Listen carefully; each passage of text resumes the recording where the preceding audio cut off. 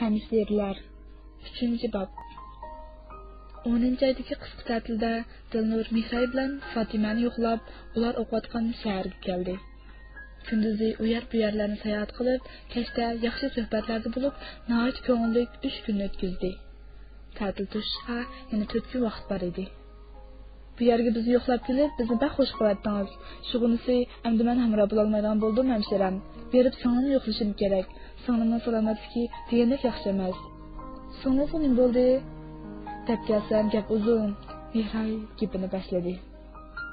Ta'tilda uyga qaytgan chog'imizda uydagilar bizning namoz o'qishimiz va o'rnib yurishimizga bakli qarshi turib ketgan edi. Hatto singlim bir necha qatam tayoq yedi. Hay, ishqilib odam o'lsa, ichi bir xil bo'lib qoldi ekan. Oxir opam to'la yig'lab, ikkimiz beshimizga posma kiyib, bo'ynimizga sharp o'rab degandek uydan orolga chiqib maktabga kelib oldik. Bir mas'ul garchi dadam telefon qilsak olmay bizga qo'pol tegib o'tgan bo'lsa-mu, xil xotirjam edik. 5-oylarda dadamning bir do'sti singlim o'qiyotgan shaharga xizmat ishi bilan kelgan ekan, singlim yo'qlabdi. Qaytib borgandan keyin dadam do'stlar bilan o'tirgan bir so'rinda singlimning gapini qildi. Nimalarni dedi bilmadim. Dadam uda 3 kun uchib uxlayolmabdi. Keyin bir kuni singlim telefon qilib, "Ya beshonni yog'ini olsa, ya bundan bo'yiga qadam bosmaysa, senda qizim yo'q" debdi. Shundan beri men telefon qilsam-mu, dadam opam ishqilib telefon olmaydi. Ota-onam balkim ansirganligidandir, ishqilib bizning bunday yurishimizni xohlamaydi ekan. Lekin xalqning gap so'zlari ularga behrak ta'sir qildi ekan. Biz Uyg'ur xalqining qilgan cho'ng ishlarimiz bo'lmagandan keyin, qo'limizdan biror ish kelmagandan keyin o'zimizning uyini qo'yib, xalqning uyiga behrak ko'ngil bo'lib ketganmiz. Shuni demamsiz, bizning namoz o'qib yog'liq sevib yuribdi degan gap birdan-bir hamma yerga kirib ketgan chog'i, kimni uchirsa opamga bu qandoq shub ketdi, bu bola nimanda xaroz o'qmaydigandi deyishdidak. Hatta ba'zilari qizlar biroz bo'lmagandi, biror po'za qilibdimi, xalqning nima shuncha ta'sir qilib ketgandi degidak. Bu gapni menga nasihat qilib, telefon qilgan hammamdan angladim. Qaranga, yoqalar ipak bo'ldi, itaklar yoqi bo'ldi degan shuda. Keyin yozliq ta'til bo'ldi. So'ngra mening yinim kelib turdi, azaldan cho'ngroq og'rib boqmagan odam shu ta'til og'rib qolsa bo'ldi. Uydagilar iqtisodimizni o'zgartishga, men ta'til vaqtidan foydalanib, maktabda ishlab, ikkimizni xursand beqotatdim. Bir kun ishdan yetib yotoq kirsam, singlim yerda o'tiribdi. Qarsam yig'lab, ko'zlari qizarib ketibdi. Nima bo'ldingiz desam, putini ko'rsatdi. Puti shishib, futboldek bo'lib ketgan ekan, qo'rqib ketdim. Nima bo'ldingiz, biror yerga urib oldingizmi desam, yo'q, bilmayman. Tunugidan boshlab putim ozroq og'rigan edi. Nima bo'ldi-kin deb o'yladim-yu, lekin yana o'ngshib qolar deb qarimni qilmay yuraveribdim-a. Boya pek og'rib ketdi. Ondan birdan-bir shunday ishib ketdi deydi. Qanday qilaman, maktab sirtida cho'ng doktorxonasi bor edi. Yinimda borib pulni to'lab doktorga ko'rsatdim. Doktor ko'riblar, yotoq olmasak bo'lmaydi ekan dedi. Bichora singlim putining og'riqidan kechalari uxlayolmaydi. Nima kesalkan? Aldirab uning so'zini bo'ldi Dilnur. Anglab baxmali bir kesalkan, qon tomiri yolg'onibdi deydi. Putin tuvan qilsa, puti texmishib ketardi. Qanchalik qiynalganini o'zi bildi. Lekin namoz vaqti bo'lsa, namoz o'rtirib o'qiydi. O'rtira olmayganda o'tirasam bularmi deydi. Uning qarsam ko'zlariga yoshlar quyildi. Doktorxonada bir necha kun yotgandan keyin yotoqimni qaytirib akib olmoqchi bo'ldim. Pul to'lay deb borsam, doktor singlimning yotoq pulini bir to'layapti deydi. Kimligini zoti bilolmadim. Sestrani so'rsam, yog'liq tegib olgan bir xuyzu ayol deydi. Singlim yotoq yotganda bu yerda biz yaxshi o'tadigan bir necha xuyzu adilar Fatimani anglab yo'qlab kelgan ekan, shulardan biri o'xshaydi, lekin so'rsam, hech qaysi tegilmadi. Mashallah, mayli kimda bo'lsin, Alloh shu qarindoshimizga cheksiz ajr bersin. Allohning bandasini yordamsiz qo'ymaydiganligini mana bugun yana bir qatim ko'rdim. Faqat biz Alloh yo'lida ching tursak, Alloh hamon bizdan yordamni aymaydi ekan. So'ngingizga bak ko'ngil yerimdi-a? Ko'ngil yerimdi, lekin uning ro'y tayyorligi bor edi. Fatimaning ishlarini anglab, u doim balkim bizning bishimizga shu kunlar kelib qolar edi, tayyorlanib turaylik deb turadi. Fatima uydagilar bilan hozir qandoqroq o'tadi? Hay bo'lsa, buni o'zingizga so'rang. Singlimning puti textbilar yaxshi bo'lib ketmagan, chiq yo'lmasa, putin ozroq shishib qoldi ekan. Shunga meningcha bu dam edishdimi, yotiqdan sirqib chiqmagan bo'lishi mumkin. Men berib, singlimga 2 kun bo'lsa mamra bo'lib kelay. Aslida men bilib berib, singlimga yo'qolsam yaxshi bo'ladi. Lekin hammamiz o'quvchi, men bersam, turadigan joy topolmay qiynalib qolarmiz qachon. Siz meni yotiqim turavering. Fatimaning boshqa ishlari yo'q, sizga hamroh bo'lib o'ynatadi. Tayyorlikda birga o'qigan boshqa qizlarmi sizni o'ynatimiz deb yurgan. Buni sanog'i bering, oldimizda Ramazon kelyotidi, lozim qilar. Dilnur shundoq degach, yanchiqdan 200 ham pulni chiqarib unga tangladi. Ya unda qilmang.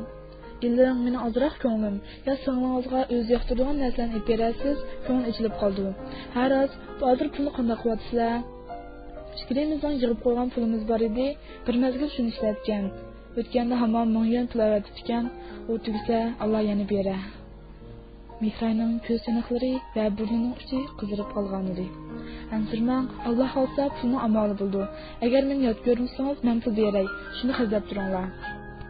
Ya, sizmi o'qishtirsangiz? Mening emas, akamning puli. Agar akam deydan bo'lsam, akam nayt xush bo'lib ketadi. Akam oliy maktab bitirgandan keyin hukumatning organida xizmat qilishni xohlamay, savdogarchilik qilgan, hozir kichik bir shirkat qurib oldi. Foydasi yomon emas o'xshaydi. Hozir ahvoli xeyli yaxshi. Topgan pulni mushunaq yana ishlatmay, nega ishlatadi? Dilnur Mihrayning so'mkasini yig'ishtirishga qaragach, o'zining uyda bo'lib o'tgan ishlarni eslashga boshladi. Tayyorlikning birinchi yilligini bitirgan yozgi ta'tilda Ummu Fatima bilan birga uyiga qaytgan edi. Uning ota-onasi ayni chog'da uning namoz o'qig'iniga shunchalik qarshi edi. Uning o'ranganligini ko'rib, nima bo'lib ketganligini sizmi tasavvur qila olasiz? U avtobusning tushishiga nariq tarafda mashina bilan saqlab turgan dadasining rangi o'ng'ib ketdi va uningga qarab qo'ymay ketib qoldi. Opasi uni ko'rib, "Bolam bu nima ish?" deb turib qoldi. Faqat aksla xushalligidan singlisi quchoqlab ketirib oldi. Shuningdan boshlab ta'til bo'yi unga oromchilik bo'lmadi. Kunda degidek ota-onasining to'p-tansi uchrab turadi. Lekin bularning Allohning sinoqi ekanligini, mushi ko'rayotganlari uchun Allohning ajr berganligini o'ylaganda qalbi yorib, ruhi ko'tarilib qoladi. Lekin kichigidan o'ziga shundoq amroq ota-onasining unga mushundoq muomala qilayotganligi uning yuragini ichtiradi. Uyga qo'shnilar kirsimi, boshqa uylarga mukib, hech kimni ko'rmay yurib, bir yarim oy ta'tilni tasdiq o'tkazgandan keyin ota-onasining xo'shmi demay ta'til qarab o'tirishi bilan maktabiga qaytdi. Maktabda bir mavsum to'limi xotirjam o'tdi. Qishki ta'til kelishi bilan dadasi telefon qilib, uni uyga tez qaytishga buyurdi. Bu qaytim dadasi uni avtobus bekitida kutib oldi. Qopig'ini ochmasdan, bir og'iz gapmi qilmasdan, uni mashinaga chiqarib uyga elib keldi. Bu qaytim opasi uni quchoqlabmi qo'ymadi. Qo'lidan so'mkasini olmadi. Burunqidek osh ko'kib turib turgan mezilik cho'chura, hech bo'lmaganda bir piyola issiq choymi qo'ymadi.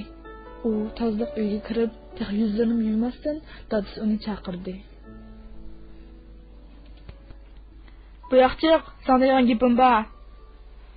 U dadasining alpozning yomonligini ko'rib, qo'rqimsirab tashqariga chiqdi. "Sana bir fursat berdim, o'zingni bilmading. Endi gapingni ochiq qil. Ya yog'liqni beshingdan olasan, burun qisdan surishtirmayman. Ya yog'liq yegan bo'lsan, putqulon chiqib, sondan tashlab berib boqma." "Dada, nima bo'ldingiz? Men tek uyga bugun keldim-ku." Uning ko'zidan taramlab yosh to'kilishga boshladi. "Al-jamoat nima davotida bilamsa, mening yurtda yuzimni to'kib bo'ldim. Tek oldingi kuni vali atoydan chaqirtib, sening gapini qilyotdi. Apang ikkimizning xizmatini yo'q qildi o'xshaysa, sendek bolni boqqucha, itning kuchini boqqan bo'lsam, bir qarab qolaydi." "Dada, siz o'zingizning Xudoyingizdan qo'rqsiz, men o'zimning egamdan qo'rqaman. Nima desangiz mayli, men bu ishda sizning deganingizni qilolmayman. Agar yuzingizni bek to'kayotgan bo'lsam, meni bo'ldi uydan chiqarayting." "Ha, ma'qul. Bugundan boshlab mening senda qizim yo'q. Uylansa, tirlamsa ko'rim yo'q. Men uydan chiq." Dadasi shundoq debla uni istarguncha uydan chiqardi va ishni zarb bilan yapdi. U santirguncha berib, quttilik uyning eshigiga urildi. "Dada, chopinim neydi olay dada. Yo'qligim neydi olay." U sirti to'laydi, eshikni uratdi, mushlaydi. Uyning ichida ota-onasining gap talashayotgan ovozi anglatadi. Yanvarning sovuqi uning jon-jindan o'tib ketdi. Ko'zidan yoshlar quyiladi. Oxiri ovozlarni bo'g'ilib ketdi. Shu chaqda o'dildik uyda turgan qo'shnisi sirtdan qaytib kelib qoldi. "Voy Dilnur qizim, nima bo'ldingiz?" Dilnur uni ko'rishi bilan yoshlari qaytadan to'kilib ketdi. U nimani deyalsin? Ota-onasi haqqi yomonlab bersinmi? Qandoqli bo'lmasin, ular degan uning ota-onasi. Uni bexib cho'ng qilgan, kichigidan tortib, unga mehr berib o'stirgan ota-onasi-da. Qo'shni ayol uning unsiz yig'layotgan turqiga qarab bag'ri ezildi bo'lg'ay, uning qo'lidan tortib o'zining uyiga olib kirdi. "Hada, akamga telefon berib olsam bo'pti-ku", dedi Dilnur birozdan keyin sal asliga kelib. "Telefon ana, siltayvering qizim." "Voy, assalomu alaykum." "Va alaykum assalom, bu men aka." "Voy jinim singlim, shirkat azroq ish bo'lib qilib, faqatla mer bo'lolmadim. Kechda uyga seni ko'rgil borman. Qattiq xafa bo'lmag'in." "Aka, darhol kelib meni akatgin." Uning ovozi bo'g'ilib chiqadi. To'xtamay esarab turadi. "Sen nada? Bu uyning numeri emas-ku. Qancha vaqt kelib bo'laysa, men yinani oldiga chiqib saqlab turay. 10 minutli barman, amma saqlab tur. Yig'limig'in, oldingmi? Bizga ega bo'lgan Rabbimiz bor. Qandoq ish yuz bersimi, ko'nglingni to'q tutqin." Akasining gaplarini anglab, uning ko'ngli birdamla xotirjam bo'lib qoldi. Rost emasmi? Uning ega bo'lgan Rabbi tursa, u nimadan ansiraydi? Ota-onasini Alloh xolsa hamon bir kun ahni tushunadi. Hamon bir kuni qizini tushunadi. Hatto uningdan kechirim so'raydi. "Hada, zanjimay menga bir yog'liq berib turgan bo'lsangiz", dedi u o'ysiz ayolga. "Ha, mana, ma bo'lamdikan, menda cho'ng yog'liqim yo'q ekan", dedi qizirib. Ondan so'zini davomlashtirdi. "Qizim, nihoyat yaxshi qilyapsiz. Mening sizda qizim bo'lgan bo'lsa, nihoyat faxrlanib ketardim. Lekin bizning xizmat o'rnimizni o'ylab ko'ring. Ota-onangizni to'g'ri tushunishingiz kerak. Musulmon degan cho'qim beshig'i yog'liq chekish kerak degan gap yo'q-ku. Bo'lmasa bizlar musulmon bo'lmay qolamizmi? Namozingizni o'qib, qog'ini dilingizni bilib yuraversizmi bo'ladi-ku?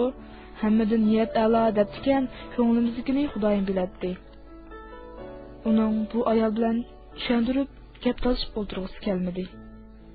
"Hada, akamdan kelgan vaqtim bo'lib qoldi. Men pastga tushib qarab boqaymikin?" "Ma'qul qizim, amis xo'sh, Allohga omonat."